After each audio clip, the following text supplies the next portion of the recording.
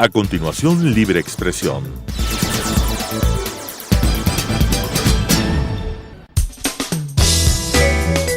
Clasificación B, bajo supervisión de un adulto.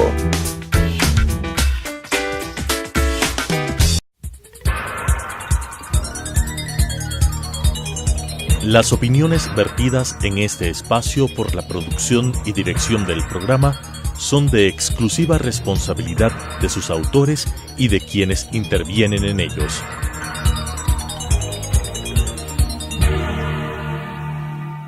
Telesucesos Canal 29 UHF presenta Libre Expresión. Un espacio para defender los derechos humanos, impulsar la democracia y escuchar a la sociedad. Con la conducción de César Ricaurte.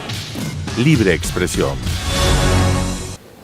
Buenas tardes amigos, bienvenidos a una nueva edición de Libre Expresión. Hoy tenemos en nuestro estudio a Cleber Jiménez, ex asambleísta de la República, un activista, dirigente del partido Pachacutic, y quien realmente ha sido uno de los más consistentes opositores al gobierno del expresidente Rafael Correa, y eso le ha servido para que le planteen algunas demandas penales, tenga algunas condenas, y condenas que se han revelado de alguna forma pues fraudulentas en la medida en que el Ejecutivo metió la mano en la justicia. Cleber, bienvenido a Libre Expresión. Han planteado ya una demanda ustedes por lo penal, justamente denunciando esta intervención del Ejecutivo en los procesos penales en los cuales tú estuviste involucrado. Gracias, César, por la entrevista. Un saludo, es un gusto una vez más estar aquí con Fundamedios, una organización muy importante para la libertad de expresión en el país. Nosotros, en mi caso particular, considero de que hay ahí varios delitos que se cometieron. Uno de los delitos más importantes a través de los correos electrónicos que se puede constatar con total claridad es el tráfico de influencias. Tráfico de influencias que hoy se pena con el Código Penal Integral actual hasta con 5 años de prisión. Pero no solamente ese delito, hay una intervención, una interferencia en la función judicial. Claro, solamente para aclarar este tema a nuestros amigos televidentes, ¿qué significaría este tráfico de influencia? ¿Por qué crees tú que se configura este tipo penal? Porque es a través de los correos electrónicos que últimamente se hicieron públicos, que ellos disponen y dan ciertas órdenes para que los jueces actúen de una manera o de otra manera con respecto a ciertos opositores o favoreciendo a ciertos personajes cercanos a los funcionarios del gobierno anterior. Es decir, tratan de influir en los jueces. Exacto. En la toma de decisiones de los jueces a favor o en contra de determinados procesos. Así es, pero es que lo uno acarrea lo otro, estimado César. Es que el tema no solamente es el tráfico de influencias. Si nos ponemos a pensar con claridad, el tráfico de influencias sirve para que el juez actúe de alguna manera o de manera sesgada en contra de alguien y favoreciendo a alguien, en este caso al poder político. Pero ya esa intromisión en la justicia, ya ese tráfico de influencias, en cambio genera otro delito que es el fraude procesal, porque se consideraría y se considera que esas sentencias o esas resoluciones de los jueces que fueron de alguna manera intimidados por Gustavo Yal o por el propio presidente de la República, ya los fallos serían prácticamente nulos, serían prácticamente ilegales porque no actuaron en derecho, sino atendiendo ciertas consignas del ex gobierno de Rafael Correa Delgado. Aparte del presidente Correa, que vamos a analizar su papel en todo esto, pero ¿quiénes más estarían involucrados en este tráfico de influencias y en estos procesos fraudulentos? Todos los que aparecen en los correos. Alexis Mera, hablamos de Joana Pesantes, hablamos de Gustavo Yal, hablamos de Fernando Alvarado, hablamos de varios exfuncionarios y muchos más que no son mencionados en ese video que hace público Patricia Poleo desde Venezuela, en esta página web www.factoresdepoder.com. Entonces, porque hay muchos correos más, o sea, y no solamente se trata de los casos nuestros, hay muchos perseguidos políticos donde intervino el poder político para poder influenciar en la justicia ecuatoriana y sentenciar a favor de ellos y en contra de aquellos que opinábamos diferente o sencillamente combatíamos la corrupción.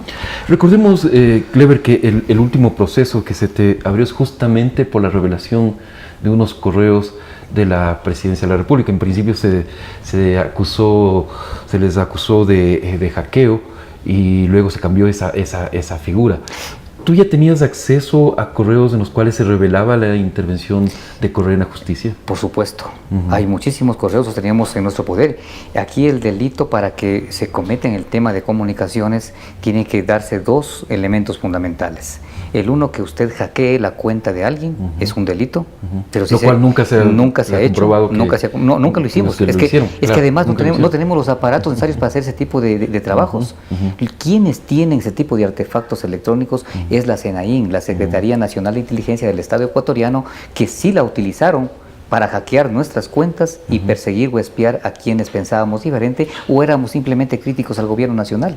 Ahí espiaron, recuerde usted, a Marta Roldós. Claro. A Marta Roldós no solamente le espiaron las cuentas, no solamente le hackearon las cuentas, sino que obtuvieron sus correos y los hicieron públicos a través del medio de comunicación, el telégrafo, en un medio impreso. Claro. Ahí cometieron los dos delitos, hackeo y divulgación de correos privados, en este caso de Marta Roldós. ¿Qué ha pasado con respecto a eso? Absolutamente nada. ¿Qué pasó con nosotros? Resulta que yo me encontraba investigando a mediados del año 2013 otra forma que encontraron los correístas de ese entonces para atracarse los fondos públicos. Y es que en todas las instituciones públicas del Estado ecuatoriano, existiendo departamentos jurídicos completos, con abogados, con secretarias, los dejaban sin funciones y comenzaron a contratar estudios jurídicos externos de los compadres, de los amigos, y pagaron ahí decenas de millones de dólares. Claro. Lo mismo pasó con la Procuraduría General del Estado, que contrataron un estudio jurídico norteamericano llamado Foley Hoag para que asesore al Estado ecuatoriano. Y mira, César, en el proceso contra Texaco, en el proceso contra la Chevron Texaco. Entonces, cuando yo descubro de que este mismo estudio jurídico llamado Foley Hoag había trabajado anteriormente para la Chevron Texaco, lo primero que se me vino a la mente, ¿qué es lo que está pasando en el país? Porque aquí al menos existe un conflicto de intereses. Y eso fue lo que hice. El 29 de octubre del año 2013, yo hago un boletín de prensa y lo hago público. Y yo le pido al presidente de la República y al procurador Diego García, que sigue en funciones, de que le aclaren al país cómo así pagaron decenas de millones de dólares a un estudio jurídico para que asesore al Estado, si ese estudio jurídico Foley Hoag había trabajado también para la Chevron Texaco. Al menos para mí existía un conflicto de intereses. Claro. Y por anunciar eso públicamente y exigir explicaciones al gobierno nacional, recuerde usted que el 26 de diciembre del año 2013, o sea, un mes y un poco más después, nos allanaron. Así es. El domicilio de Fernando Villavicencio, que fue terrible. La oficina... mi despacho de legislador, violentando mi inmunidad parlamentaria. Mi domicilio aquí en Quito, yo rento un departamento aquí en la capital de los ecuatorianos por mi trabajo. Todo eso allanaron, se llevaron computadoras con el cuento de que somos hackers. Pero, César, pasaron más de 6 meses y no encontraron ni un solo dispositivo para hacer hackeo. Entonces cambiaron el delito y dijeron, como Jiménez no puede prender una computadora, entonces no hackearon las cuentas, sino divulgaron documentos reservados. Han pasado 2 audiencias, César, y en la fiscalía, ante el ex fiscal Galochi de Boga Zambrano, en las audiencias no ha podido demostrar ni decir cuál es el documento reservado que hemos hecho público, porque no hemos hecho público ningún documento. Claro. Yo sí tenía información, yo sí tengo información, pero yo era un legislador. Y tener información, César, no es delito. El delito está en que se hackee la cuenta de alguien o se divulgue los correos obtenidos de un hackeo posiblemente de manera ilegal. Clever, aparte de las acciones que han iniciado por lo penal, tú tienes un proceso también abierto en la CIDH contra el Estado ecuatoriano. De hecho, se te concedió medidas cautelares. ¿Cuáles son las próximas acciones en los escenarios internacionales? Bueno, yo estoy esperando de la Comisión Interamericana de Derechos Humanos que tenemos medidas cautelares vigentes hasta este momento. Y esto es lo sorprendente, estimado César, teniendo medidas cautelares, habiéndose demostrado a la saciedad que violentaron el debido proceso. Recuerda, César, que yo era un legislador. Claro. Y para iniciarme un juicio, para sentenciarme o alguna cosa de esas, tenía que iniciarse previo al pedido de autorización a la Asamblea Nacional, lo cual se llama más cotidianamente como inmunidad parlamentaria, que es innato, es propio de la dignidad que ostenta un legislador. ni siquiera es renunciable. Sin embargo, no lo hicieron, violentaron todo el debido proceso, me sentenciaron, eso escatimó luego de un estudio de la Comisión Interamericana de Derechos Humanos y determinó que sí, en efecto, hubo violación al debido proceso y nos otorgó medidas cautelares. Estoy esperando que la Comisión Interamericana de Derechos Humanos avance con el proceso y que este proceso pase a la Corte Interamericana de Derechos Humanos para que sea la Corte Interamericana de Derechos Humanos desde Costa Rica la que en sentencia determine todas las violaciones que se han cometido en contra de 3 personas que lo que hemos hecho, cumplir con el país. Pero sin duda la revelación de estos correos, como bien señalabas, fue realizado por la periodista venezolana exiliada en Miami, Patricia Poleo, le da una nueva dimensión porque señala claramente cómo el caso Clever Jiménez fue también manipulado por la justicia correísta, ¿no? Y no solamente el caso Clever Jiménez, claro, por supuesto, podemos ver varios casos. Por lo menos son 17 casos que están registrados en esos correos. Deben haber muchísimos los más. Que se ve en el video de doña Patricia Poleo, pero hay muchísimos correos más que se denota con claridad la intervención del Poder Ejecutivo en la justicia ecuatoriana. Pero es que, César, esto nace desde el año 2011, no es de ahora. Incluso yo podría decir que nace desde más atrás. Todo fue un plan organizado maquiavélicamente por el gobierno de Rafael Correa para poder someter a todos los poderes del Estado y a la justicia ecuatoriana para cometer todas las fechorías que cometieron. Tenían en la mente ellos cometer enormes fechorías y dejarlas sin impunidad. Y por eso armaron toda esta superestructura desde el momento mismo en que, violentando la Constitución de la República, recuerda, César, votaron 57 diputados. Y hoy conocemos nosotros el episodio de los 57 diputados de los manteles. Claro. Destituyeron una Corte Constitucional, un Tribunal Constitucional, se hicieron de un Consejo Nacional Electoral, armaron una Constitución a la medida, armaron leyes a la medida acopladas a esa Constitución, dándole superpoderes al presidente de la República, que dicho sea de paso, recuerda, se creía el jefe del Estado y decía, y el jefe del Estado es de todos los poderes. Claro. O sea, ningún poder lo dejaba fuera. Él era jefe de la función ejecutiva, de la función legislativa, de transparencia y control social, de la función judicial, de la función electoral. O sea, el jefe del Estado, un dictador. Eso era Rafael Correa Delgado, un gobierno dictatorial con un disfraz de democracia. Eso vivimos desde el año 2007. Y en el 2011 quisieron una consulta popular para tomarse la justicia y lo lograron con la pregunta 4 y 5. Recuerdo claramente, desde ahí empieza una serie de atropellos, amedrentamientos en contra de los jueces. Muchos jueces decentes renunciaron, pero la mayoría, obviamente, por el trabajo y por su propia mediocridad, se han dejado someter y hoy tenemos sentencias nefastas digo, para el Estado ecuatoriano. Si bien es cierto, yo soy un perjudicado directo, pero no debemos olvidarnos, estimado César, que el perjuicio al Estado ecuatoriano por la intromisión en la justicia le repercute a todo el Estado ecuatoriano, porque gracias a esa inseguridad jurídica que vivimos dentro del país, no han venido recursos externos para inversión, para producción y para generación de fuentes de empleo. Clever, finalmente, ¿qué opinión te merece la reacción de las autoridades, especialmente del presidente del Consejo de la Judicatura, el señor Chalk, que descarga toda la responsabilidad en los jueces? Si los jueces recibieron las llamadas, si los jueces se dejaron presionar, es problema de ellos. Y no hay ninguna culpa en los funcionarios que llamaron a presionar a esos jueces. O sea, es increíble el cinismo de Gustavo Chal. Y él tiene que responder ante la justicia. Posiblemente no pase mayor cosa con esta justicia y con este actual fiscal.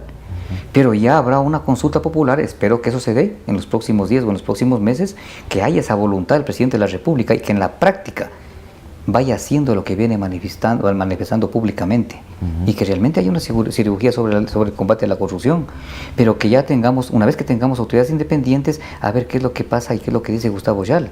O sea, es sorprendente el cinismo de Yal, el cinismo de Rafael Correa Delgado. Los correos son completamente verídicos. Sí. Ellos mismos le dan validez a los correos. Es que son válidos.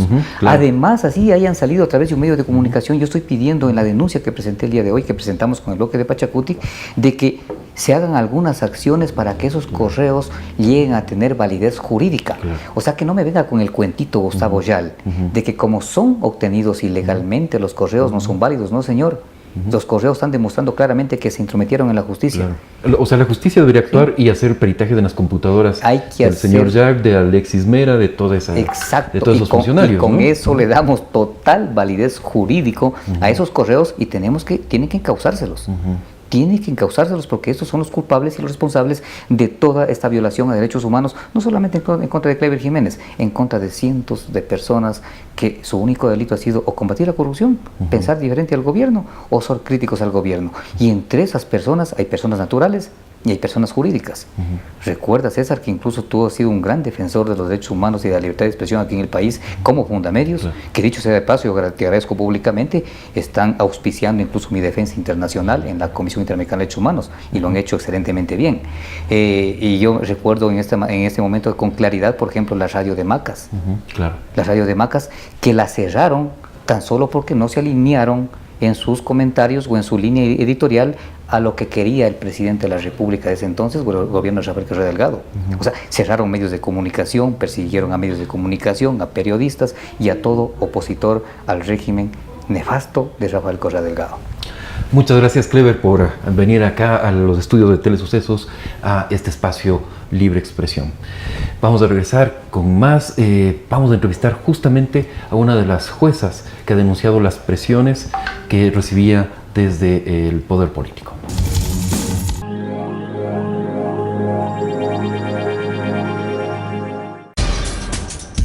Telesucesos es un canal de televisión comprometido por entero a la noble tarea de comunicar con responsabilidad. Somos un medio de comunicación que educa, informa y entretiene con una probada ética profesional.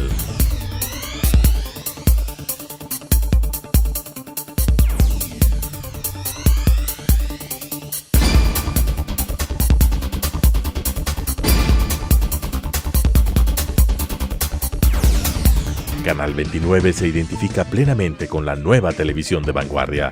Somos Telesucesos, porque Quito TV.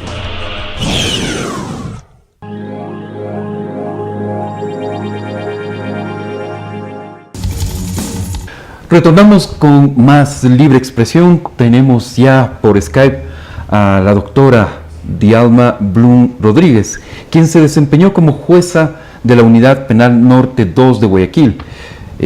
La doctora Blum estudió leyes en la Universidad Católica Santiago de Guayaquil, donde también registra un máster en Derecho Penal y leyes que obtuvo en los años 2010 al 2012.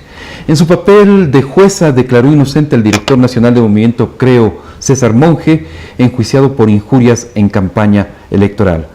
Después de esta sentencia fue sancionada quitándole sus funciones, por lo que renunció de su cargo tras denunciar que recibía constantes presiones desde el Consejo de la Judicatura. Hace pocos días, la doctora Blum denunció que 2 años después de dejar sus funciones, continúan las presiones en su contra. Gracias, doctora, por acompañarnos en Libre Expresión. Su caso es realmente paradigmático de esto que se está denunciando, que son las presiones que han recibido los jueces, y que con los correos aparecidos hace pocas semanas revelados por una periodista venezolana, Patricia Poleo, se confirma que habría esta intervención en la justicia. ¿Cuál es exactamente su testimonio, doctora, acerca de estas presiones recibidas por el Consejo de la Judicatura? Buenas tardes.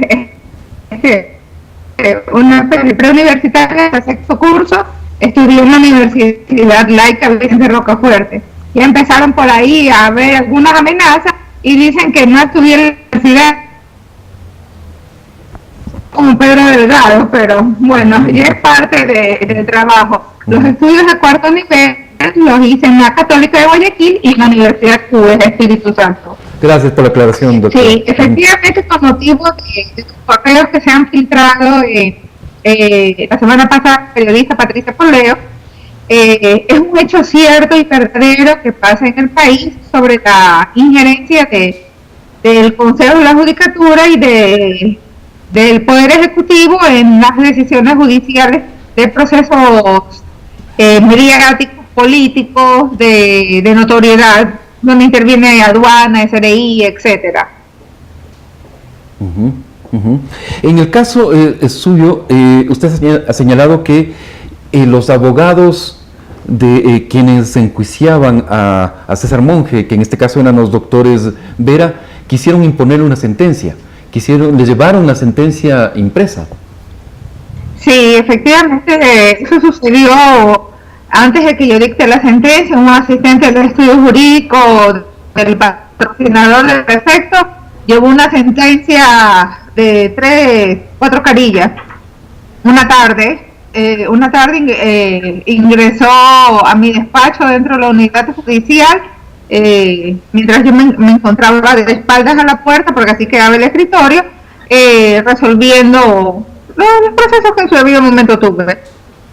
Eso sucedió, fue verdad. ¿Y usted rompió esa sentencia?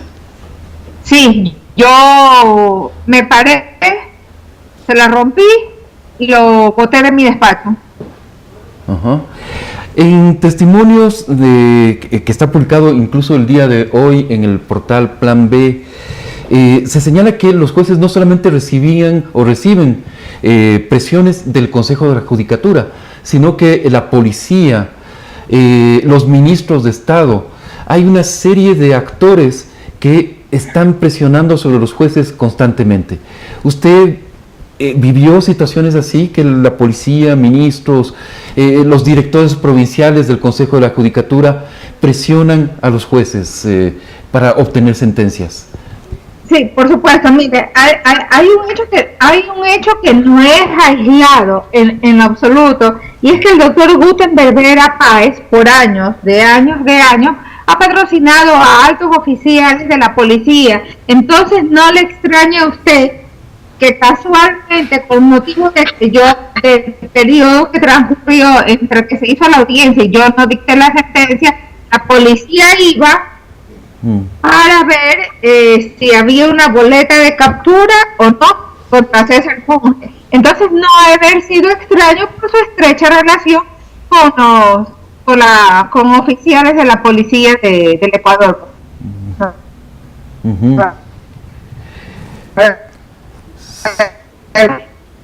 Y en mi caso en particular hubo injerencia oficiales de la policía, pedir por repetidas ocasiones que la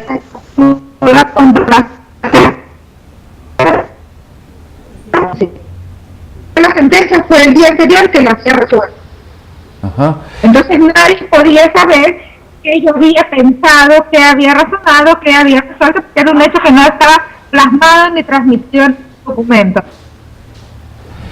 Asimismo, en otro proceso hubo injerencia de una asambleísta alterna de Alianza País, y pues en otra ocasión del secretario jurídico de la Presidencia de la República del Ecuador.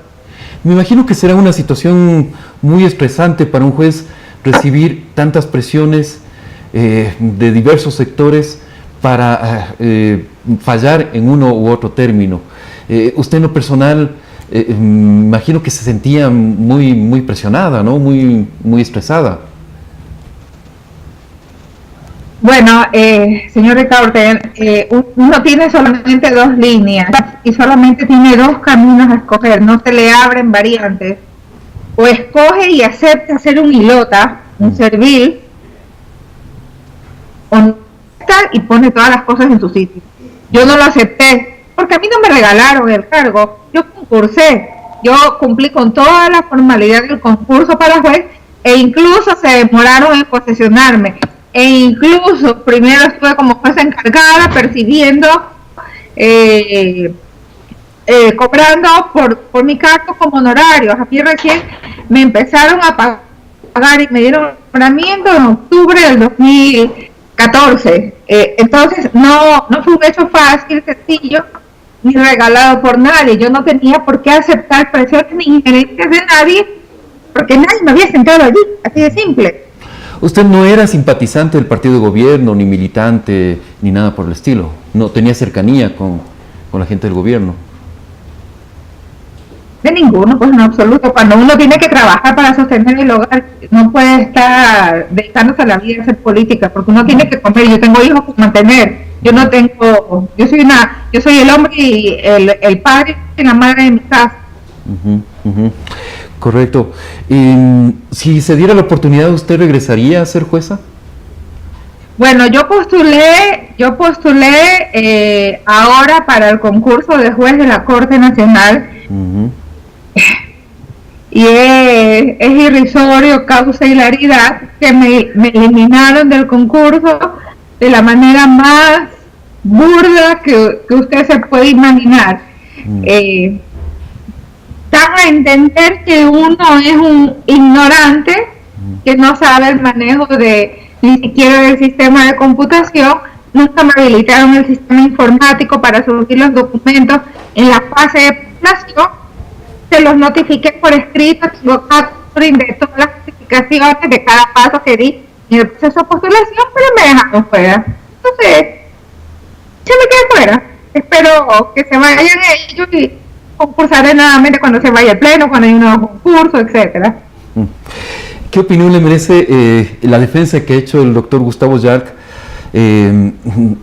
al decir que todo es responsabilidad de los jueces, si los jueces reciben llamadas es problema de ellos, y un poco protegiendo a los funcionarios que presionaban a los jueces?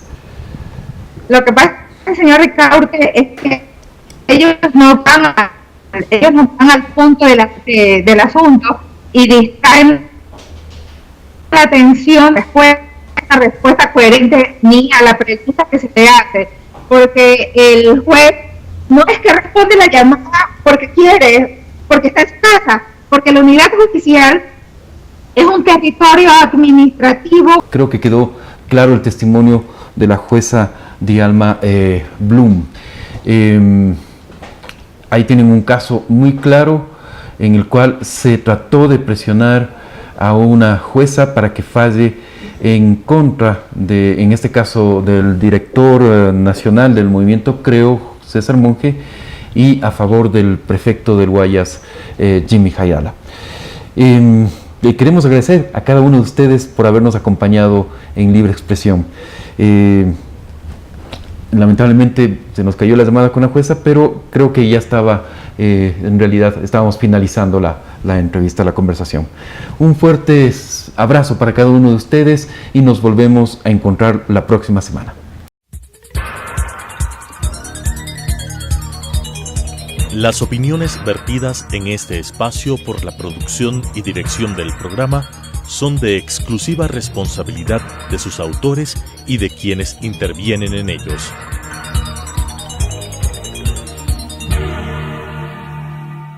Telesucesos Canal 29 UHF presentó Libre Expresión. Un espacio para defender los derechos humanos, impulsar la democracia y escuchar a la sociedad, con la conducción de César Ricaurte. Libre Expresión.